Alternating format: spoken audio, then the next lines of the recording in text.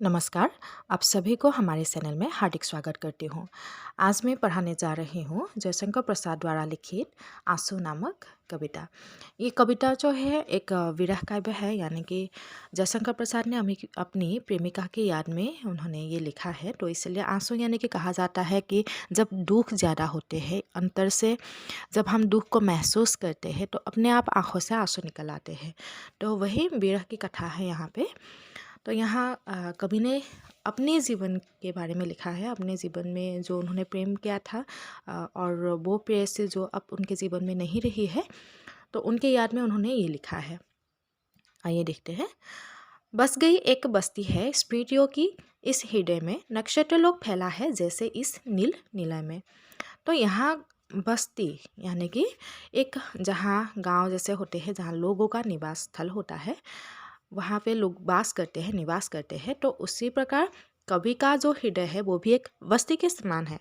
और उस बस्ती में क्या है, स्मृतियों की इस हृदय में सिर्फ स्मृतियाँ छा गया है, यानी कि उनके हृदय में सिर्फ स्मृतियाँ ही स्मृतियाँ छा गया है। वो भी किसकी स्मृतियाँ है, अपनी प्रेमिका की स्मृतियाँ ही छा गई है।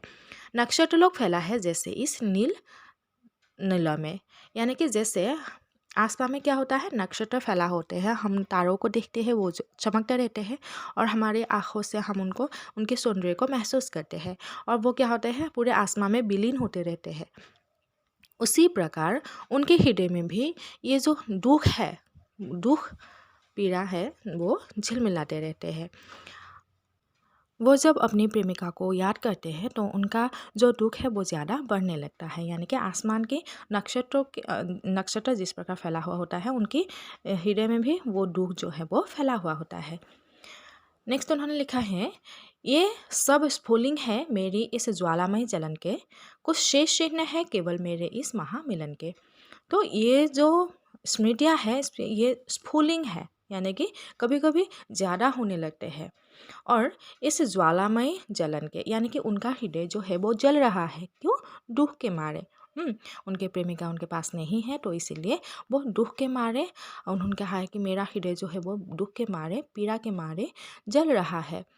कुछ शेष चिन्ह है केवल मेरे उस महामिलन के, और उनका हृदय जल के राख हो गया है, यानी कि उनके हृदय में कुछ है ही नहीं, दूसरा कुछ है ही नहीं, पीड़ा के सिवा कुछ है ही नहीं, सिर्फ नाम मात्र के चिन्ह रह गया है।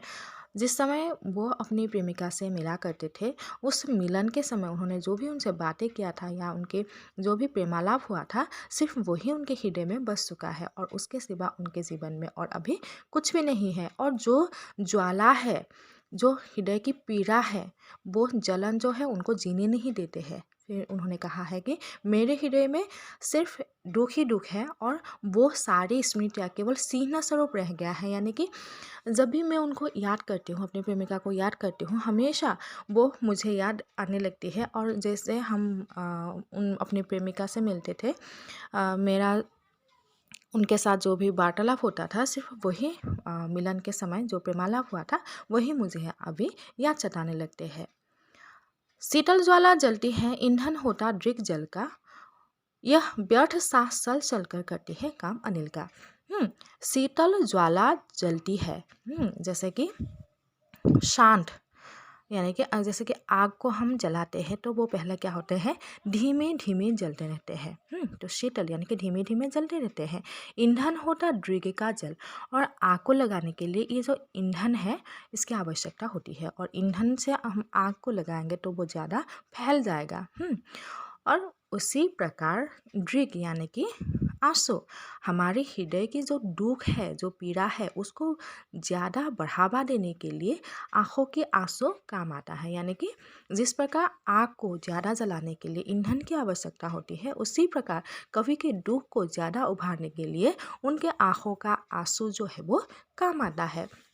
यानी कि जैसे ही प्रेमिका की याद आ जाने लगती है तो वो रोने लगते हैं, और रोने के मारे उनका दुख जो है वो ज़्यादा हो जाते हैं।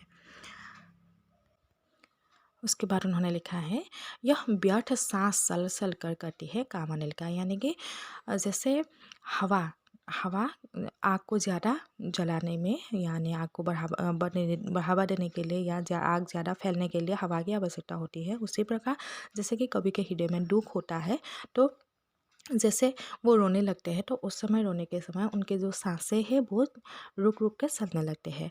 और ये जो रुक रुक के चलने लगते हैं, ये जो दुःख है यानी कि जो पीड़ा है, ये जो साँस है, ये पीड़ा को ज़्यादा बढ़ावा देते हैं। यानी कि यही है कि आग को जलाने के लिए जिस प्रकार ईंधन की आवश्यकता होती है, ईंधन आग को ज़्यादा जलाते हैं, उसी प्रकार आँखों के आँसू हमें दुःख को ज़्यादा बढ़ावा देते हैं। और उसी प्रकार जैसे कि साँसों का आना-जाना लगा रहता है, उस समय जब रोते हैं तो साँस जो है अटक जाते हैं, उस समय दुःख को ज़्यादा बढ़ाने का कार्य करता है। यानी कि हवा जो होते हैं वो आग को ज़्यादा जलाने के लिए या बढ़ावा देने के काम करते हैं। उसी प्रकार साँसें जो होते हैं, ये साँसें भी हमारे दुःख को ज़्यादा या पीड़ा को ज़्यादा बढ़ाने की काम आती है। नेक्स्ट आप नेक्स्ट वीडियो में देखिएगा। धन्यवाद।